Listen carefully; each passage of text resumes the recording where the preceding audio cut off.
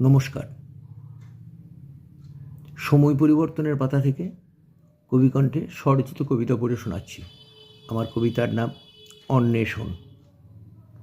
পড়ছি গৌর গোপাল পাল। স্বার্থ যখনই মাথা চারা দিয়ে উদ্ধত করে ফনা, বিবেক বুদ্ধি যায় যে হারিয়ে, ভুলে যায় আলোচনা।